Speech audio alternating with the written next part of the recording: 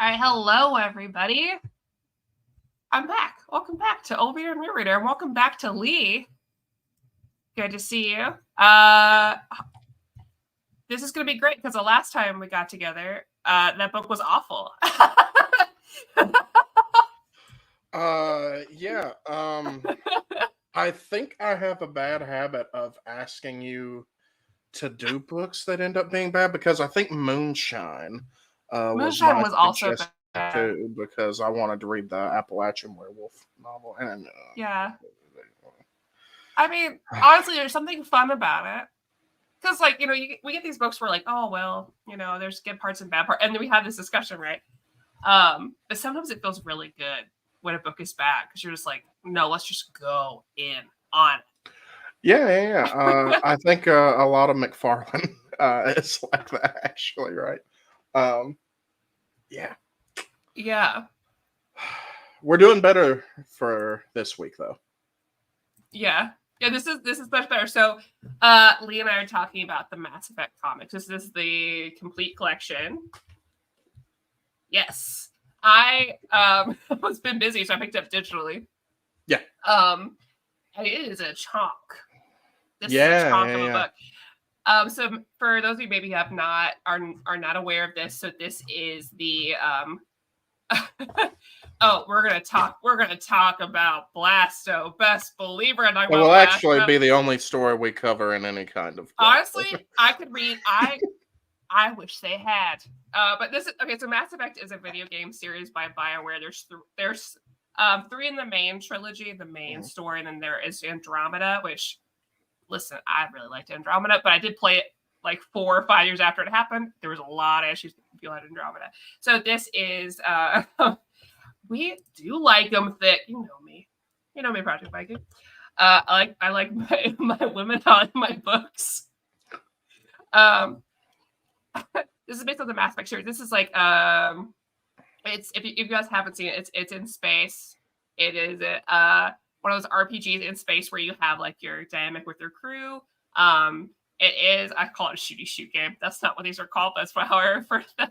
Yeah. But much more in line of just like a Western RPG. So it's Dragon Age in space. It's Dragon Age in space. One of the best games for me ever. I love it. Lee and I, this is special because in grad school, Lee and I did write a paper together on diplomacy within the Mass Effect universe and like how that kind of you can learn we about used examples from the video game to talk about like real life diplomatic concepts. We wrote that while we were in grad school. Sad news, you can't find that anymore. It's gone from the web because the website it was on lost their license, so that's actually gone from the web forever. Wow. I also only played post-patch Andromeda, so I wasn't there for most of what people were freaking out about. Yeah, it had the same trajectory as Cyberpunk, right? When it came out, it was functionally broken. It had a bunch of stuff wrong with it. And that marred what was actually like a really good story and a really fun game to play. After Andromeda got fixed, it's very, very fun. The story is very, very good. The characters are very likable. It's an extraordinarily engaging game. And I'm sad they're not gonna continue on that line, right? Wait, what? Yeah, my understanding is Mass Effect 4. I thought Mass Effect 4 was coming back to the Milky Way galaxy, and they weren't continuing the Andromeda storyline. But sorry. Andromeda. Because hasn't BioWare lost like 70% of their writing staff? So yeah, but we should be returning to Commander Shepard, I believe. But who knows? I'm not going to get tied to anything because who knows? Yeah, they've been teasing Dragon Age for like years. They're like, you want a picture? I'm like, bitch, Asana. Yeah. So this. This has a lot of different stories within it because it is a complete collection of comics which have been kind of spread out. I believe there were some like similar to Dragon Age, some like library editions as well of these. Yeah. So we're having a lot of smaller stories in here. A lot of them between Mass Effect 1 and 2. Yeah.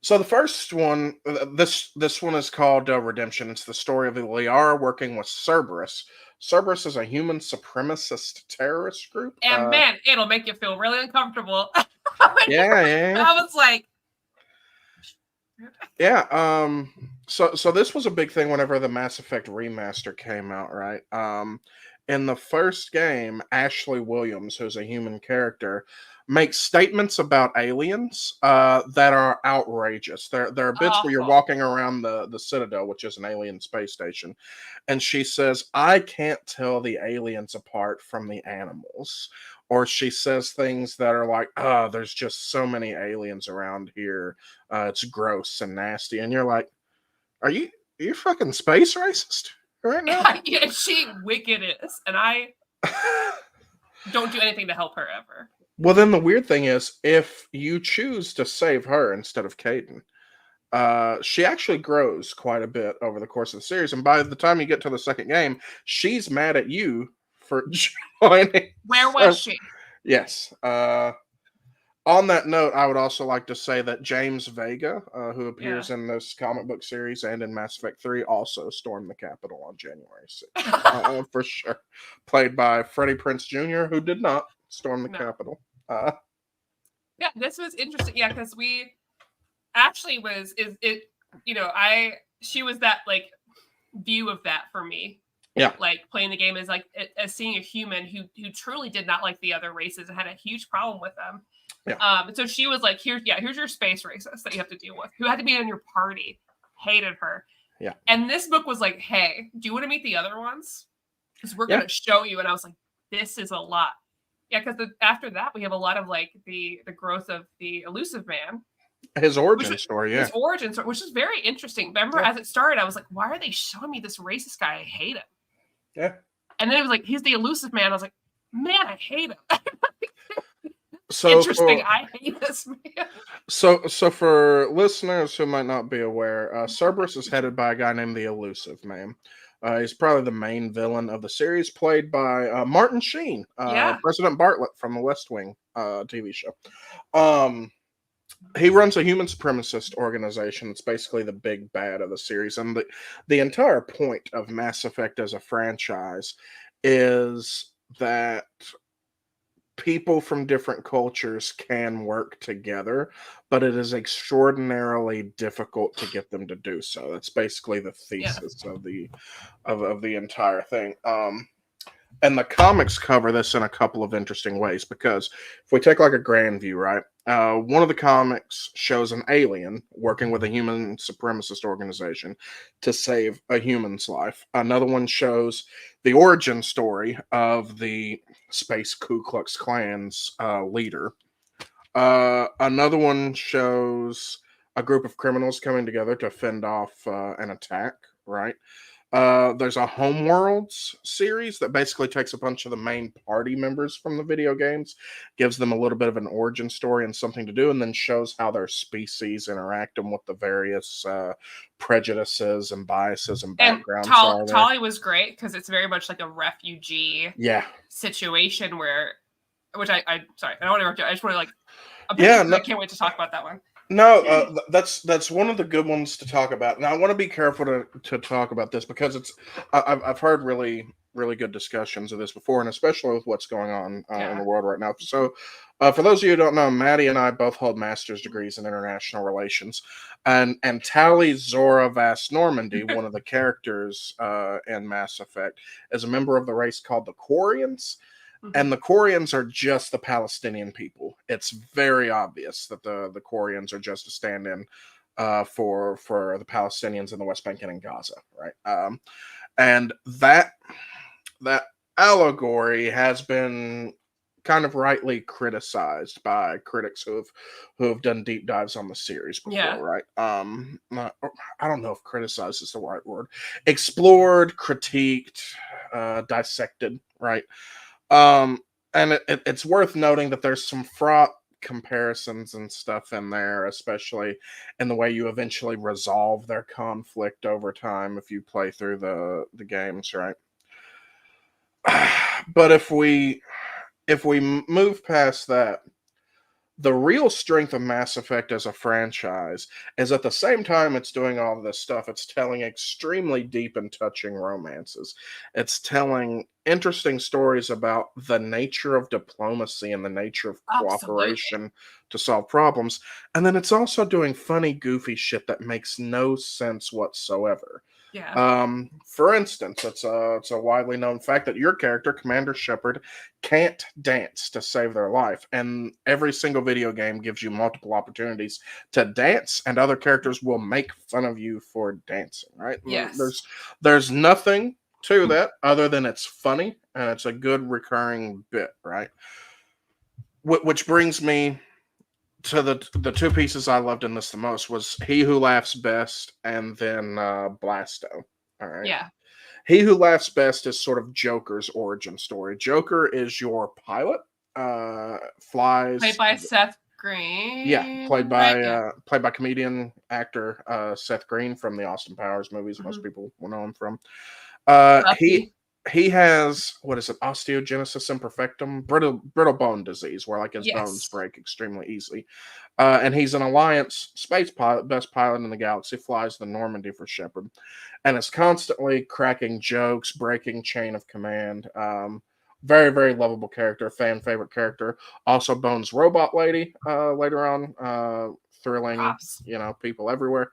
Um, and then the last one that I'll highlight, Blasto. Right, this is the best piece in the thing, and I need. Let's talk about Joker real quick before we run Go ahead, into please, by Blasto, all means. because I do want to talk about that because there's a lot of really interesting stories here. Like some I love, some of them I was like okay on, but Yeah, sure. a lot of the shorter ones I was really pleased with. So Yeah. we especially so Joker's a good example because he talks about just the ableism. And Yeah. even in space, even in like hundreds of years, like let's say Mass Effect was our future, right? Hundreds and hundreds of years from now, humans are traveling space, and he has to literally steal the ship To prove he can and fly it.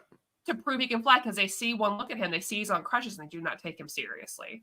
They berate him immediately. They do not use the right words to talk to him, and he's like, "Okay, screw you. I'm going to like solder myself inside this door so you can't get in it. I'm going to pilot this ship. I'm going to show you. I'm going to bring it back." And he shows, "You wouldn't have let me. If I did not do this and show you, you would not have let me be in here. And I am the best damn pilot here." And I love that because like they take time to humanize all of these people. Like we talk about the diplomacy and everything else, like comics are such a great way to explore these different dynamics, and Mass Effect is a great way to do that. Yeah. But that was perfect. But anyway, I do want to get into Blasto because that was great. No, Joker's story is really good because it takes his disability and his limitations and his effort to overcome those limitations as seriously as it doesn't take his jokes and his irreverence. Right? It's at the same time it's a really piercing and deep look at these issues.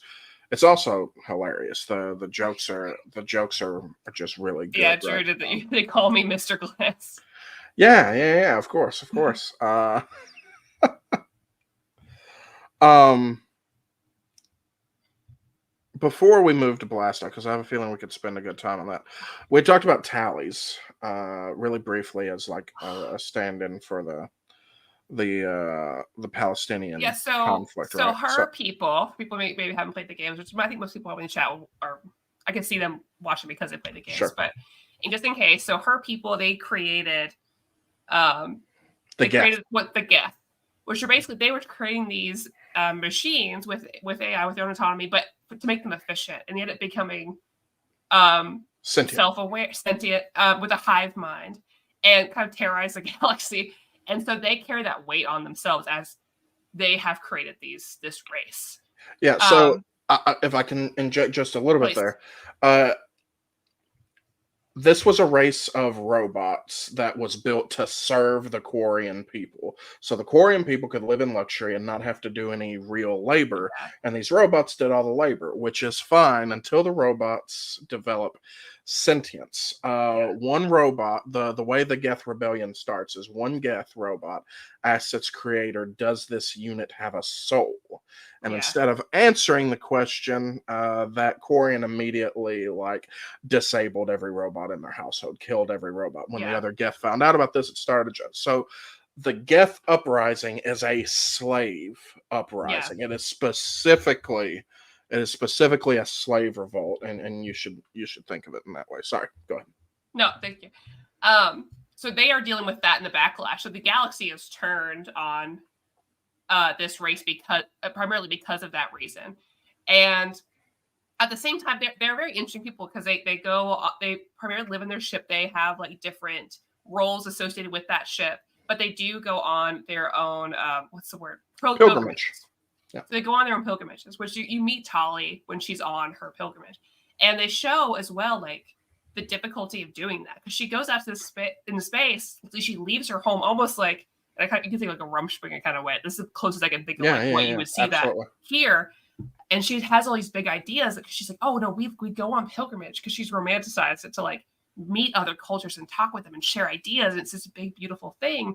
But that's not what she's faced with. She is immediately faced with people seeing her and be like, oh, don't look at her because she's going to beg for money. Oh, we don't want these people. They call them like names. I don't know, but like I would assume we're slurs to her people.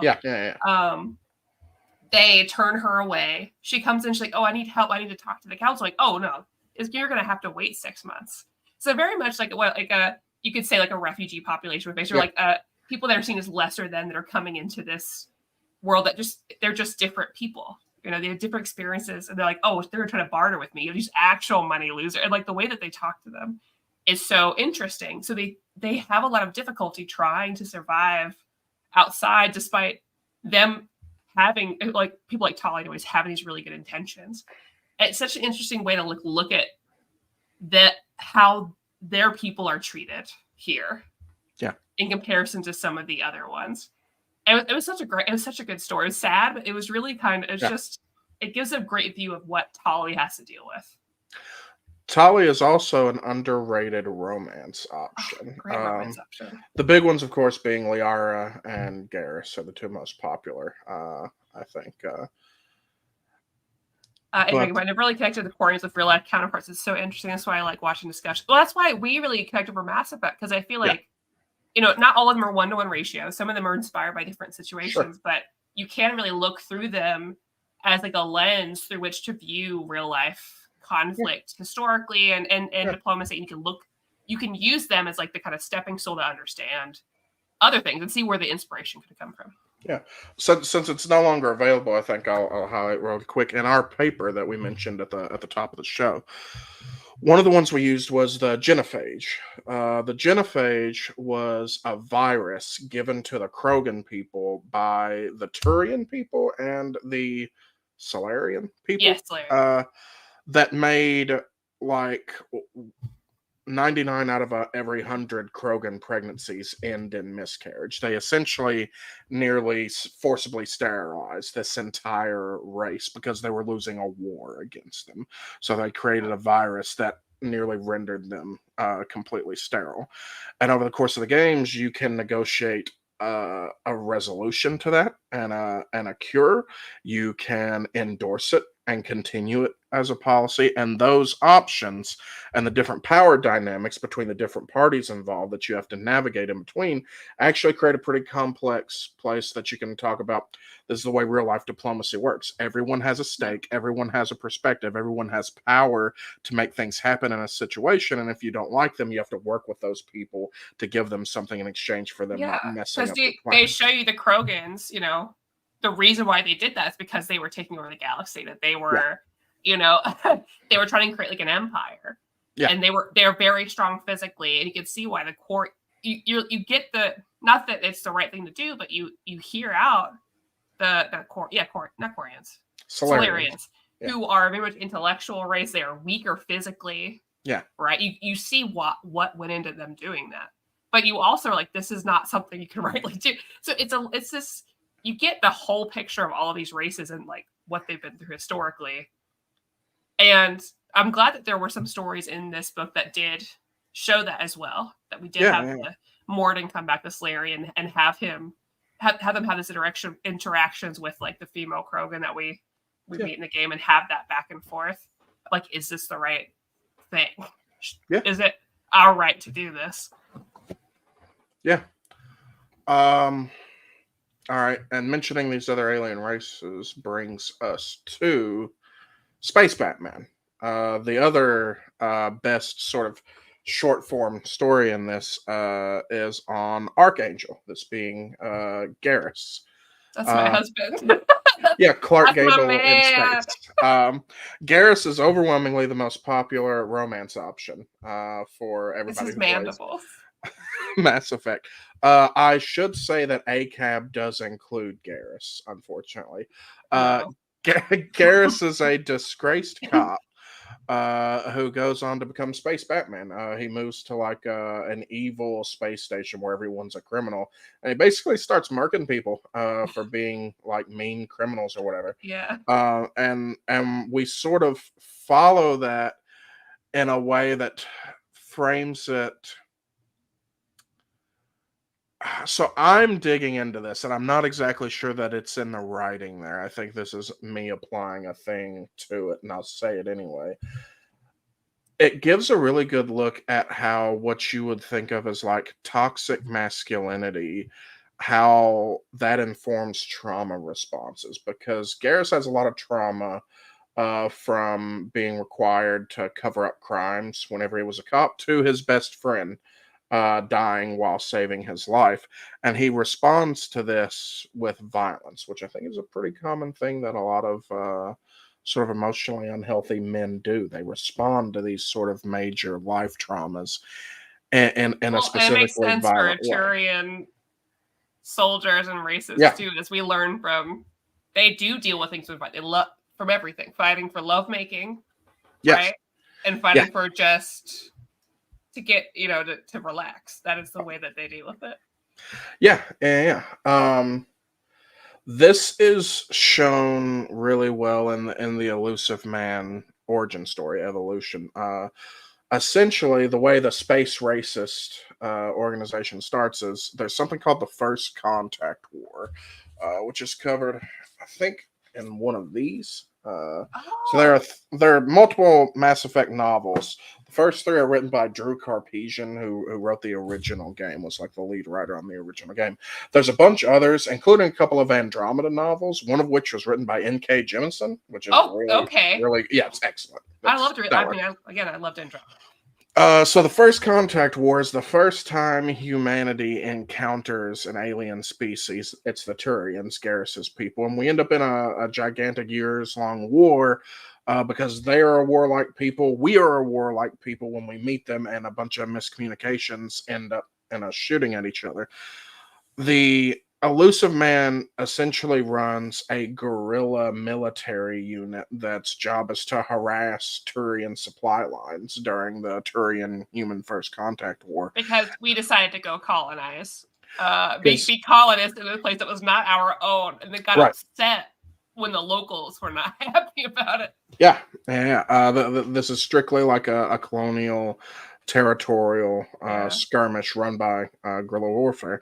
His unit is eventually like captured, tortured, and experimented on by Turians, which gives him a lifelong hatred of alien species and an obsession with advancing the human race, which is what causes him to form Cerberus, the space KKK, right?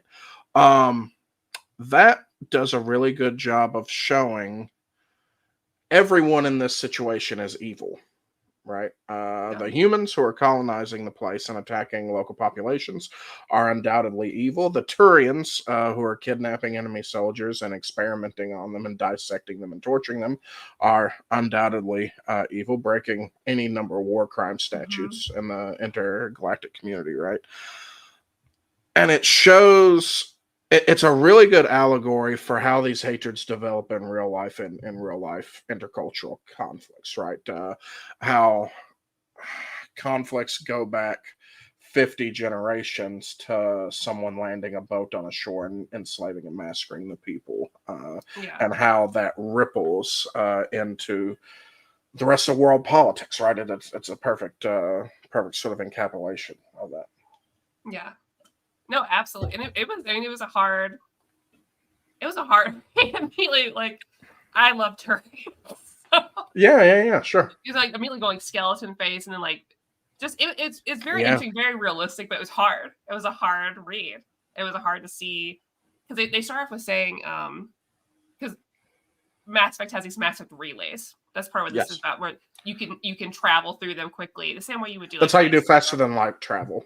yeah, similar to Star Wars, Star Trek, other ones that have like the same light speed sort of thing. So they have these relays, and humans discover them on their own and think they can just go ahead and use them and not being aware of like what they're walking into, which is very typical of the human race. And so to see how they interact with those, and immediately are upset at the other ones for not just falling in line right away. Yeah, so humanity and diplomatic. Humanity is like the last alien race to discover these things. And when humanity discovers these things, there is already a millennia old intergalactic community. So all of these other alien races, they already know about each other. They're already intermingling. They're already doing cultural exchanges. They already have a coalition government to run the galaxy. And humans show up into this and first try to conquer them.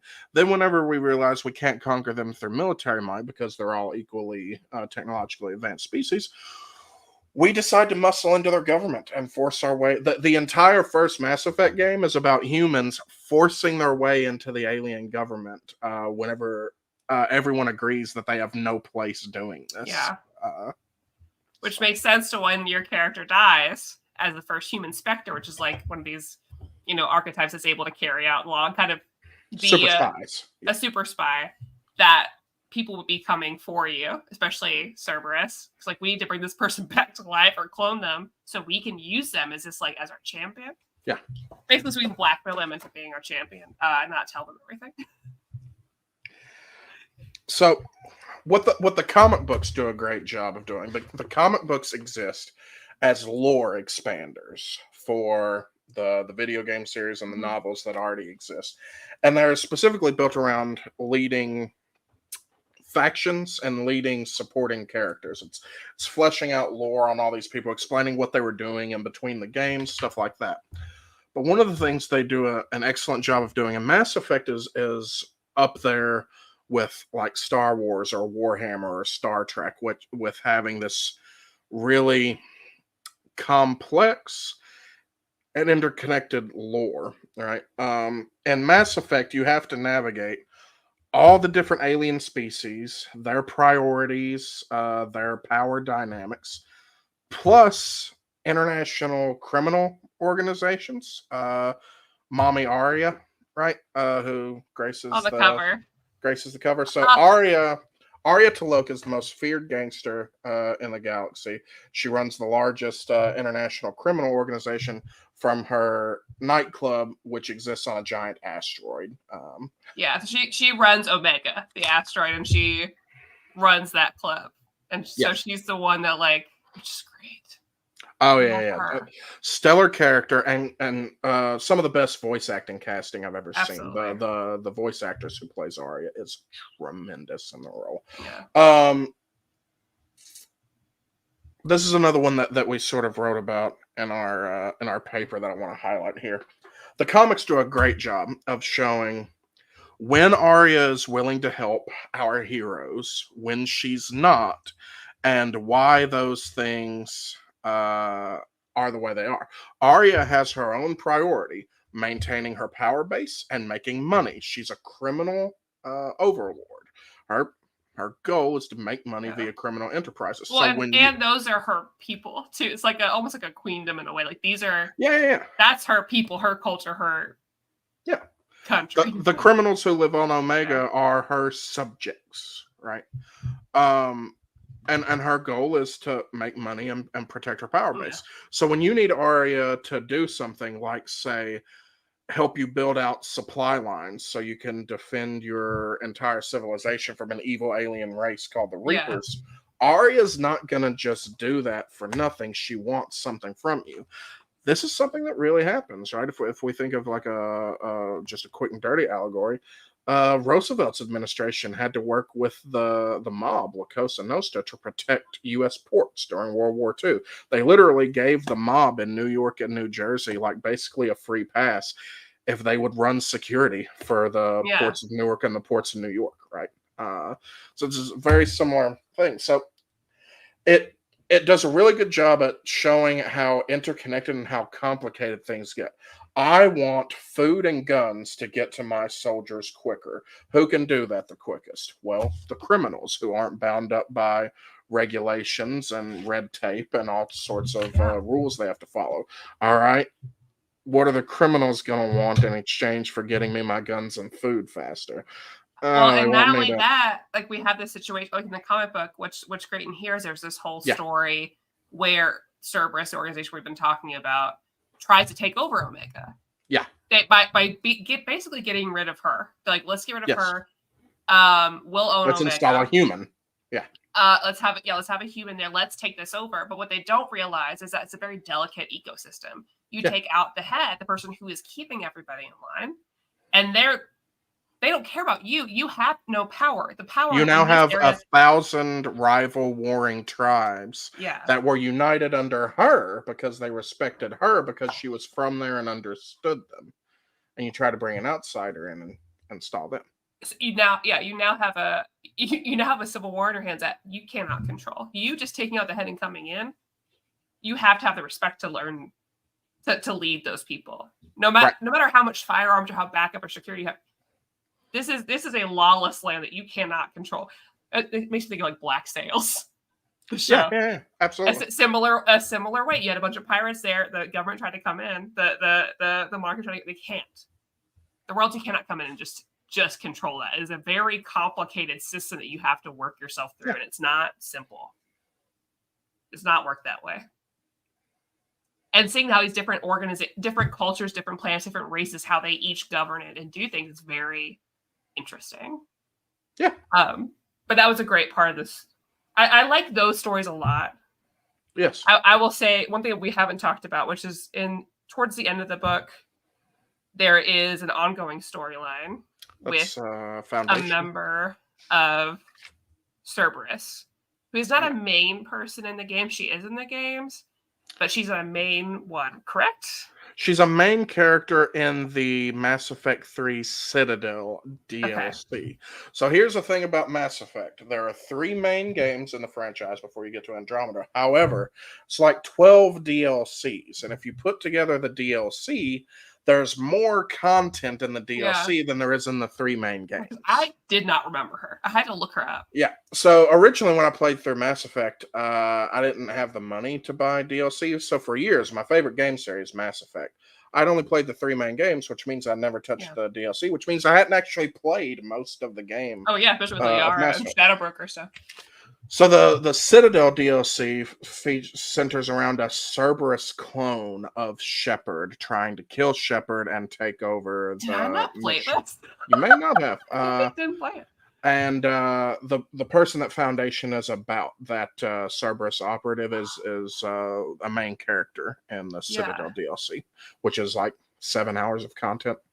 That explains why I didn't have as much buy into this story. Well, you may most remember Citadel for like a 3-hour apartment party where you run around and talk to all of your squad mates and they're all getting drunk and playing drinking games and stuff. You may remember that bit way more than you remember. Is there a dancing scene? Yeah. That's what I remember. I remember dancing with Garrus. I don't remember anything else. Jack brings in a giant space dog that she's trained, and it starts tearing up your apartment and stuff. I'm going to have to replay this. I think it's been too long. Tally gets a lower back tattoo. Yeah. Okay. I played this so quick. You know me, I forget things. Sure. I remember none of it. Not a single. Do you have the legendary remaster? Oh, yeah. I played bought and bought. Replay it. Yeah. All right, I'll do that.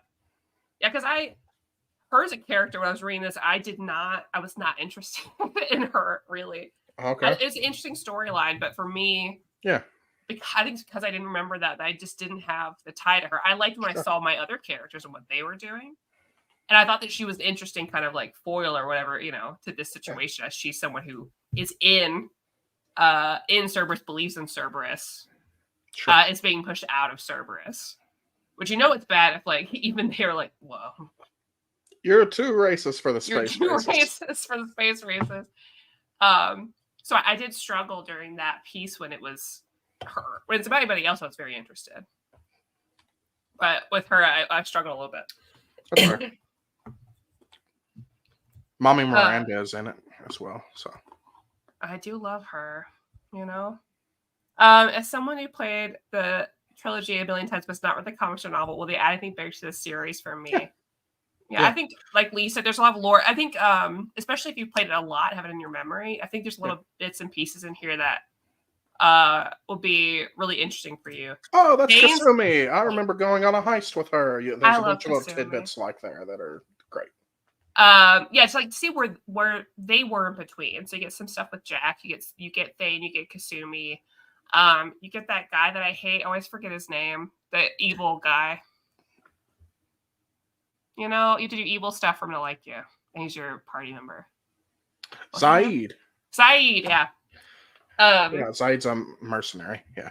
Thane's issues work. There's a lot of good Thane bits in here.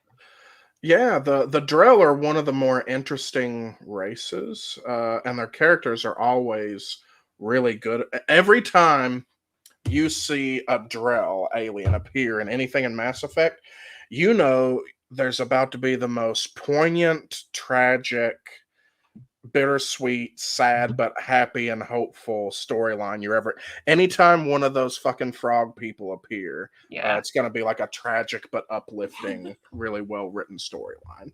That's what they use that alien race for. I don't know why, but it did. I do want to make sure. Now we talked about a lot of other stuff, and we can still go back to it. We should talk about Blaster now. All right, so occasionally in the Mass Effect games, when you're running around, you will hear advertisements for cheesy, stupid action movies called the Blasto films. All right, one of the alien races, who's not a main alien race, are the Hanar. You kind of see them around, and actually, when you see them, usually what they are doing is proselytizing. Hanar are a race of sentient jellyfish-like creatures who are all religious zealots. Yeah. They worship an ancient race of alien people who built the Mass Effect relays. They worship them as creator gods, and they're actually really like harassing with it. Basically, what most Hanar do is they stand around on street corners and tell people they're going to hell for not properly worshiping the creator. Yeah, they're big old jellyfish creatures.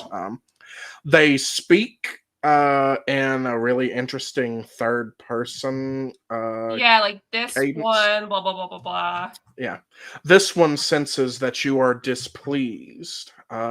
This one believes that you should follow the creators, and that's how they talk, right?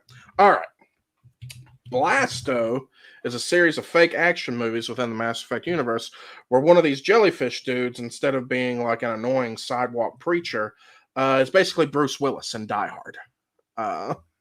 It's a Spectre, so it's like a super spy, and it goes on action adventures where it gets the girl and shoots up the bad guy and solves the case and saves the day. He carries a lot of guns with all of his. Because he's a jellyfish, he keeps 6 guns on him at any given time, right? Oh gosh, and because you sent me one that was really good today. But I also really like the one at the end. He gets the girl, and he's like, "This one's really good at embracing," and she's like, "Oh, I bet it." Oh my gosh, he's so good. Yeah, because you sent me the one where it's him saying, "This one thinks the Krogan scum must ask for the question, does it feel fortunate? Do you scum?" Yeah. Incredible. Yeah, so the comic book they give us is basically the plot of one of these fake Blasto movies where Blasto is assigned by his superiors to go get this evil Krogan doctor who's trying to create a time machine or so.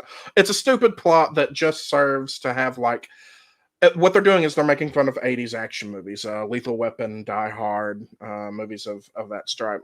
They're just making fun of movies like that by using the tropes and those. This is where it gets so brilliant. They are using the complex intergalactic political socio-religious landscape that they created, and they're making fun of it and using it to make fun in a lighthearted and loving way of other genres of media. Like, hey man, what if one of these hyper religious jellyfish was in a Die Hard movie? What would that be like?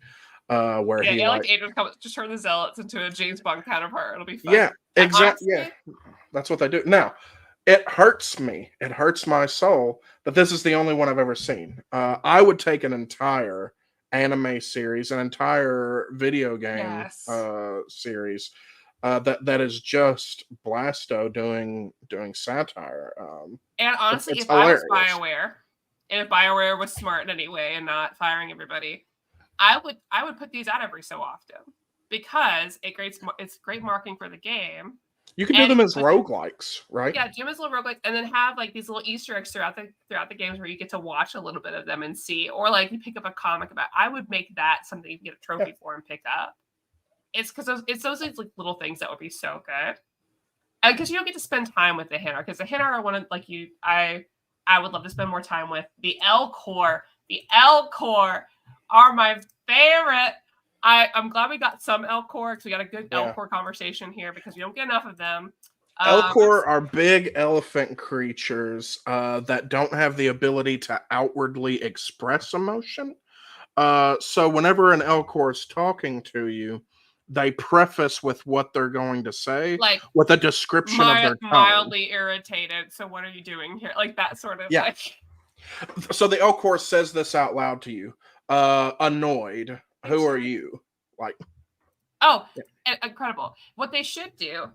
Listen, BioWare, just hire me. Hire us to like help expand at least these like side stories.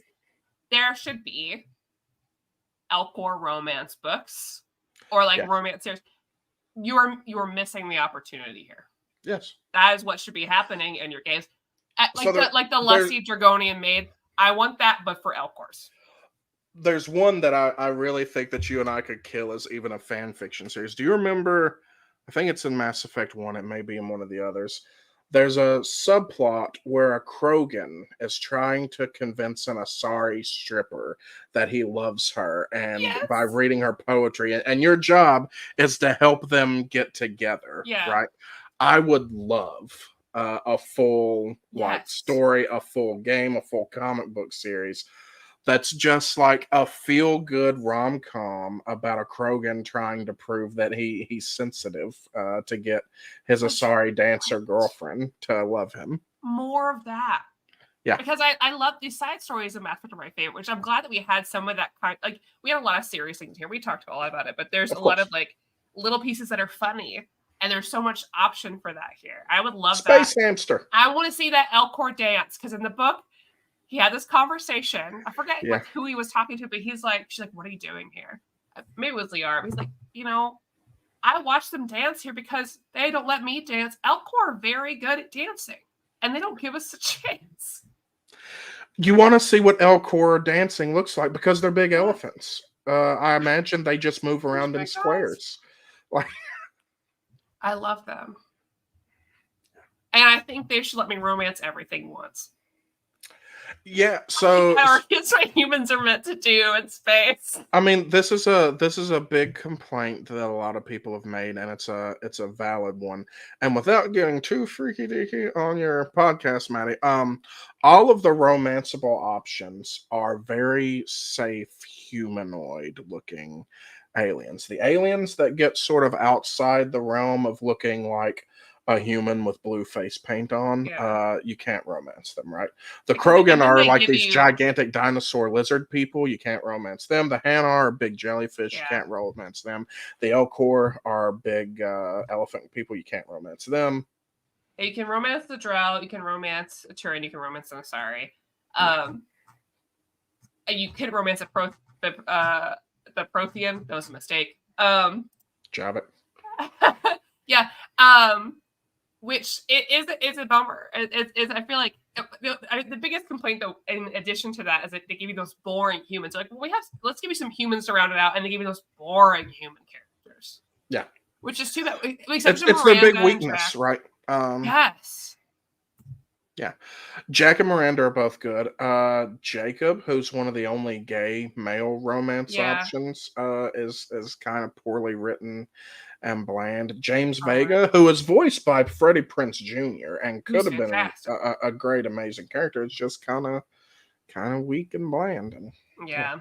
His story here is kind of weak and bland. I was disappointed. They Yeah. gave us a James Vega story, and when when it ended, you would have thought they were like, man, pats on the back. This is great. You're really getting to know Jason. I did not feel that way at all with him. Like Yeah. I was not interested in him. I think it was also I think the direction in that comic was poorly done because they were like, and now we're in the past, but they did not signify that. They just showed him going to a place, and then suddenly he didn't have tattoos and he looked different, and it just wasn't. I think it wasn't well put together for him specifically. Yeah. But they show us that his dad was a druggie and he was in this unfortunate situation. But they don't really give him much there. Which is unfortunate because he's this big guy. He's got a lot of anger issues. He's a funny guy. Like, and they just did not do him justice still. Yeah. They didn't really do him justice in the game. They didn't really do him justice in here. I think everybody else had a much better individual story. Thane had some great moments here. Even though Kasumi didn't have her own moment, we got a great one with her and her husband, her guy. Seeing Garrus's origins, like it's a young Turian. Yeah. I loved that. There were some really good moments in here. His was just not. Yeah.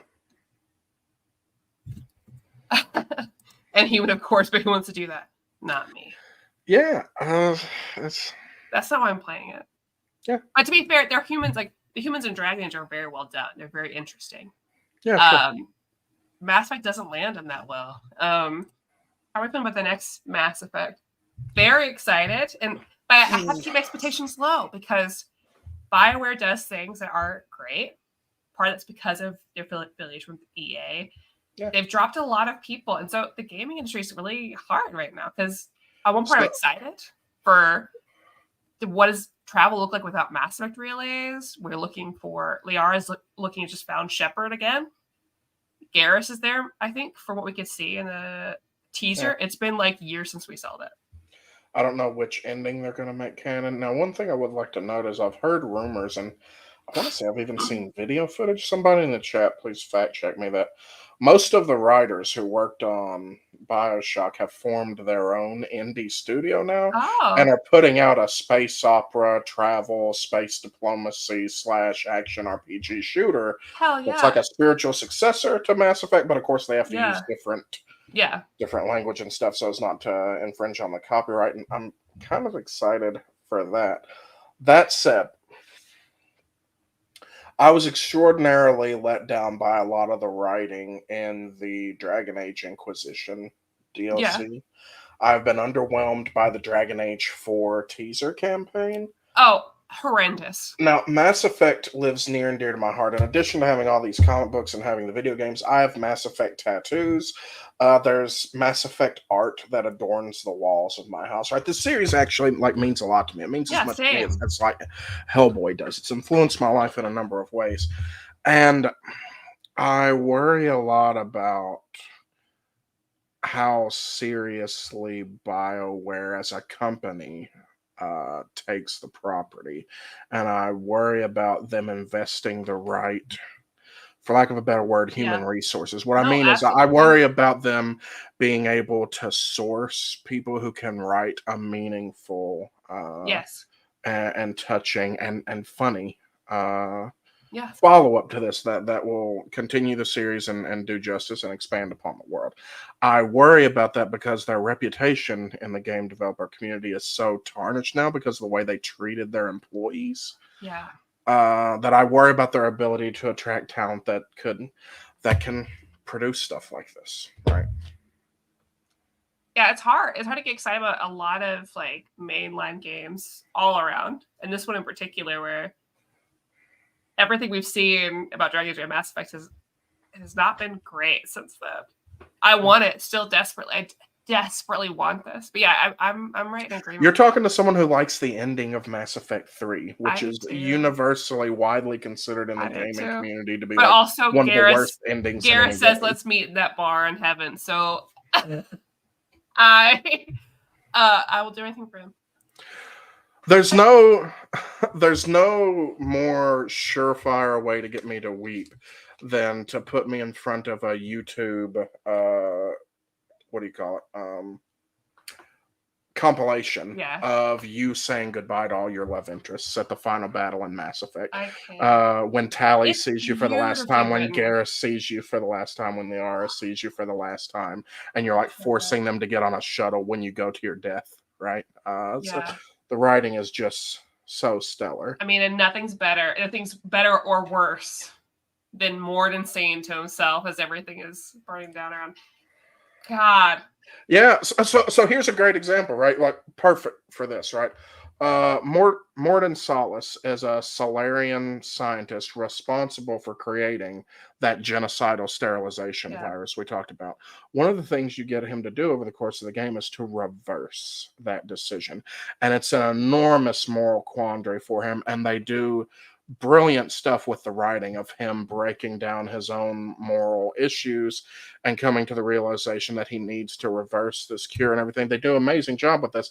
At the same time, they rewrite Gilbert and Sullivan's modern Major General into scientist Solarian, and they have this amazingly written scientist alien who is struggling with whether or not what he did to protect his people is the most evil thing he could have done. And they make him sing Gilbert and Sullivan while he's doing it. Yeah, somebody else would have gotten it wrong. It's one of the it's up there with does this unit have a soul for like really like devastating lines from the series. Devastating. Love Interest Bioware versus EA Gotham has been the same. I mean, I feel the same way about the KOTOR games, Star Citizen Republic, which I mean really got there. It's them and Rebels that really got me into Star Wars. I didn't like Star Wars before that. Yeah. I Really do quick need to just comments about the novels. Yeah, so I've got the original 3 trilogy. These are all by Drew Karpyshyn. One's called Revelation, one's called Retribution, one's called Ascension. Ascension is the best, and all of these take place before Mass Effect 1, and they show how the major organizations and the major characters get to where they are. Like, how does Edie, the AI on your spaceship, who goes from being an AI to being a major character, how is she developed? Yeah. Admiral Anderson, how did he become the war hero that he is? Like these all run through these. Drew Karpyshyn wrote a bunch of the KOTOR novels. I think most famous for writing KOTOR itself, and he wrote the Darth Revan novel. Right. Yeah. Excellent writer. These 3 are great. The N.K. Jemisin Andromeda novel is great.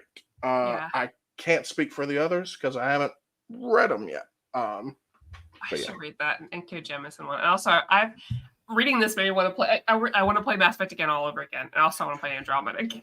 Yeah, I'm talking about doing this with Megan to do a complete like legendary playthrough, right? Well, I think Mass Effect 1 is a great one too. If you're with somebody or you have a friend, who's not as into video games, this is the kind where they're good enough you can sit and watch them. Yeah. Yes, they can be a part of the decision making, which is why I love games like this, KOTOR, Dragon Age, similar like games like Telltale, Walking Dead, things like that. Where Until Dawn, Until Dawn, they're great experience games. You can stop and say like, okay, you don't like pointing and shooting, you don't have the coordination or whatever to do that, it makes you nervous to do that. All right, here the game is paused and we have dialogue options. Do we tell this person to go pound sand, or do we give them what they want? Right. And those decisions enormously inform how the game. So do we have this reporter? Yeah, Mass Effect is probably the poster child for your decisions affecting the progress of the story.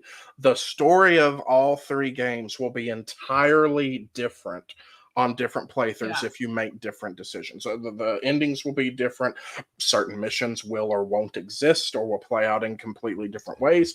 Characters will die and never be seen again if you don't save their lives at the right place, right? Or they'll leave you because you don't. They'll get mad at a decision you made and they'll leave. Yeah. Which is different than Dragon Age does carry over as well, but you're not playing the same character throughout. Yeah. So this is a very unique experience of being the same person throughout all 3 games. So your romance with like Liara, how does that affect it, right? And how she's still there for you. Top 3 Mass Effect characters. It's a good one. All right. I am struggling to not go with top 3 Mass Effect voice actors because I could do all 3 of them right now. Yeah. Top 3 Mass Effect characters. Number 1 for me is Thane. Yeah. Fantastic. Number 2 is going to be Garrus, and number 3 is going to be Rex. Oh, I love Rex. Rex is so good. Shepard.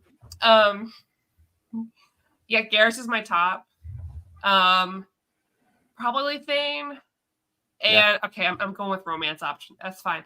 And I love Jaal from Mass Effect Andromeda. Yeah, from Mass Effect Andromeda. I love his people. Good. Yeah. He's so interesting. They're matriarchal people who have like electrokinesis powers, and he's got like 5 moms. Like he's very sensitive and poetic, and and his people are so interesting because they're off by their own. They're not part of this like crew. Like you have everybody here has been part of this intergalactic like governance and everything. They're very different. Their people are different. They've been separated from that, and they're really beautiful. And he's a lover. We can't say it here, but Maddie particularly likes Jaal for the way his romance scene plays out, which is excellent. He's a giver. He's a giver, and I think that's great. Skilled and generous, right? It's not like Gareth where you're like, are you still doing your calibration? I should have brought my like mug. I have a ton of Mass Effect stuff here, and I didn't wear my shirt. I didn't bring out my poppy goods or anything, but got the USS Normandy right there. Oh, that's so good, man. Yeah, so for those among you who maybe like monster or alien ex-human romances, Mass Effect is perfect for this.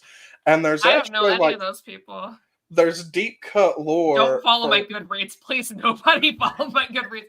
I read a lot of comics and I read a lot Ice of Planet Barbarians. I have the newest one. Did you know the one that comes out in May? The main character's name is Maddie. That's my name. There's really deep cut lore. There's like manuals for people in the Mass Effect universe. Like if you are a human and you are in love with a Turian and you're trying to figure out how to make love with your Turian, here's a manual because they secrete a fluid that's actually corrosive. You're not gonna want to get that on your parts. You're gonna want to watch their mandibles. Their mandibles are made of like a keratin bone-like substance. You're gonna want to kiss those. Don't do it. It's gonna cut your shit all up. Like. Yeah, I love that Morden decides on the ship is like, hey, I see you're getting close to this person. You should be aware of these things before moving any further physically. And honestly, love him for it. I love him for it. I think that's really thoughtful. We love a non-judgmental doctor. Yeah, he's great. Anyways, nobody needs to know any more about me. Not that anyone who's in this chat is surprised by anything. They should not be surprised by anything. If we follow up on that question, I do want to give you my top 3 Mass Effect actors. Yeah, please. Number 1 is Jennifer Hale, who voices female Shepard. Opera singer and pretty prolific video game and cartoon voice actress. I didn't know she was an opera singer. I'm not surprised. Yeah. Tremendous voice. Second's going to be Lance Henriksen, who's one of my favorite character actors of all time. He plays Bishop in the Alien movies. He's also in Near Dark. I love the guy. I've met him at a couple cons. He's great. He plays Admiral Hackett. And then the last one's going to be Keith David. Keith David is possibly one of my favorite actors of all time. Voices Spawn in the HBO Spawn cartoon. I've still never seen Spawn. Add that to my list of things to fix this year. I finally saw Blade. So that's, I did that. Ooh, we should watch the other 2. We should do a watch party at our place. Oh, I'm down. But yeah, I watched Blade 1 and 2. Okay. Yeah. The second one's the best one, actually. I like the second one. The third one's almost a soft launch for Deadpool. Strange. Interesting. Ryan Reynolds is in it playing basically what if Deadpool was a vampire hunter. That's fair. But yeah, I like Jennifer Hale. I'm looking at the whole list of people. But, some powerhouse acting names in the series. Martin Sheen plays the main villain, which is wild. Yeah, it's so good. It's great that like we're getting. It is. I mean, I love just voice actors being voice actors, but it is exciting sometimes we get like, big name actors doing voices in games. They're doing it well and enjoying it and being part of it. Like Seth Green, he's enjoying it. He's a part of this. Who would have called that pretty boy rom-com star Freddie Prinze Jr. would become one of the most prolific, profound, and interesting voice actors working in animation. He's amazing in Dragon Age. In Rebels, he gives one of the best acting performances in all of Star Wars, and he's a cartoon character. Yeah. Right. It's an incredible work he does. He's great, and he's interested in the subject matter as well. Yes. There's also, what's his name, who voices, oh man, this is going to kill me now. I have to look it up. There's another, like, pretty boy actor who's also a voice actor in Star Wars, who's also very much interested in... Okay. What, he's always on TikTok. Nope, it's going to be... I'm never going to find it in time. Anyways. Oh, Sam Witwer. Yeah, who plays Darth Maul. Yeah. So between the two of them, it's great to see those who really, who are very much like voice actors, but also into what they're voicing. That's why I like voice actors in general. Yeah. And why I always hate when you bring in actors to do voice acting in movies when you have voice actors that are very good at that. And that's what because not all actors can voice act, not all voice actors can act. There's a delineation there that's very important. So Sam Witwer, I've seen an interview with him where he talks about how he got his first job in Star Wars. He's Starkiller in the Force Unleashed games. Yeah. And there's a scene where he's supposed to be meditating, trying to assemble his lightsaber with the Force, with his mind. I love that one. And he can't do it. And apparently the way he got the job was when he went in for the audition in the script, it was supposed to be like he's meditating and he very easily puts together his lightsaber. Yeah. And he was like, this guy is a Sith trained by Darth Vader. Yeah, he's never meditated. He wouldn't have the serenity and the discipline and the focus that a Jedi would have to easily assemble their lightsaber with the Force. He would be furious and frustrated with himself, and he wouldn't be able to get the pieces lined up. And whenever he altered the script like that in the moment, that's how they ended up giving him the. Yeah, his performance as Darth Maul is incredible. Oh, he's in Rebels, so good. Well, he does that great bit too, where he talks about like, he has a little short video interview he's talking about where the head of the show is talking about Padme going to meet Anakin's parents, and he's like, "No, I'm sorry, they already did." Yeah. Actually, in this scene, they already. She meets Owen, and yeah. I love that. It makes me really happy to see I'm sure a lot of geeky people here to see the people that are actually when you care are interested, and it shows. My favorite example of this is Arnold Schwarzenegger. When he got cast to play Conan the Barbarian, he changed his workout routine because he was like, Conan would be pushing the mule and this would build these muscles. And apparently on the set, he's asking the director, like, all right, the movie starts with Conan the Barbarian pushing a grain wheel to crush grain. Arnold Schwarzenegger is asking the director, who produces this grain? Where is it sold? What are the trade routes that it is distributed on? And the director's like, you understand I need you to look strong and swing a sword at people. And he's like, what are the socioeconomic factors and how the prices of the grain is determined? And that's the level I want brought, because it's important. Because when these people go to cons later, us, all these fellow enthusiasts are going to be asking specific questions. What does this mean in this part? And the people like this, like, oh, I can answer that for you because I'm just as interested. And I love that. Not that everybody should make it all of their life or whatever, but it's when you meet those peoples at cons, it's so much more when you meet Robert Englund, who plays Freddy Krueger at a con, and he can't wait to tell you some dumb, funny story on the set of Nightmare on Elm Street 5 in the 80s. Yeah. And can't wait to tell you about, like, I thought Freddy would act like this. And he can't wait to tell, and you're some, like, jerk off that he's never met before, and he can't wait to tell you this stuff in line because you're paying him like $10-20 for an autograph. Right? Yeah. It's a magical experience meeting some of these people at cons when they care about the material and they care about the fans in that way. Yeah, that was one of the reasons I was so excited about the One Piece show, is because like months leading up to that, all of the people playing these characters were already demonstrating how much thought that went into this, and like how they were already doing the reading, and they were like training to do this thing, and they were already like in the mind about this. Yeah. And that gives me so much faith when I go into a project, like viewing a project, to see like, okay, they've really been there. Just like, it's just, same reason I was so excited Nicolas Cage finally got to voice Superman in something. Like, this man loves him. This man loves him. He should not play as it, but he should voice him at least sometimes. Give him a little bit. Give him a little bit of it. Just, I watched Teen Titans Go, the movie, for that, and it was pain and suffering, but it was worth it. I could see him voice Superman. Worth it. All right, well, I know I don't have any, weirdly, I don't have any body pillows, and I have almost bought that Garrus one several times because one on the Bio website. I think there's also some sellers that do that on Etsy, and it's amazing that I don't have one. And I do need one, actually. So good. Let me romance her. It'll be dangerous. Insult me and blackmail me and Be mean. So mean. That's why I feel about a lot of characters. That's why Baldur's Gate 3 is delivering what Bioware wouldn't let us have, I think, with a lot of Mass Effect and Dragon Age, which I appreciate, especially with a certain purple individual. Anyways, so I think we should wrap it up here. Because I know that Lee has had a late night, and I want to make sure he gets some sleep. I have had a great time. I've had a day, and talking with you, Lee, has really brightened it, and I appreciate that. Oh, thank you. I feel the same. I've had a horrible start to my week, but this is turned me right around. It's made me feel full of life and happy to be. Please pick another Tuesday and a book so we can come back on.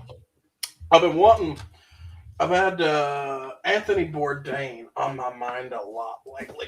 I've been wanting to do Hungry Ghosts with you. Hungry Ghosts goes through a bunch of Japanese folklore stories, like ghost stories. And each one is built around a recipe from a chef that Bourdain knew. And the recipes are actually in the... Yes. I've been wanting to do this one for forever because I love Bourdain. And I know you have quite a bit of knowledge about Japanese folklore and culture. So hell yeah. Been wanting to do that. Well, let's do it. Promo books. Everybody here, thank you so much. I'll be back next week. I forgot what's happening. I know the books that are happening next month, but I don't know the order of which those are happening. Did I try to schedule those ahead of time? Yes. Did I fail? Yes. Godzilla's happening next month. I can tell you that for sure. I'm trying to make Poison Ivy happen and invite get Bar here as well with friend schedules. You'll figure it out. Listen, Final Fantasy VII's coming out. I'm going to be busy. I'm figuring it out. Anyways, have a good night, and we'll see y'all next time. Bye.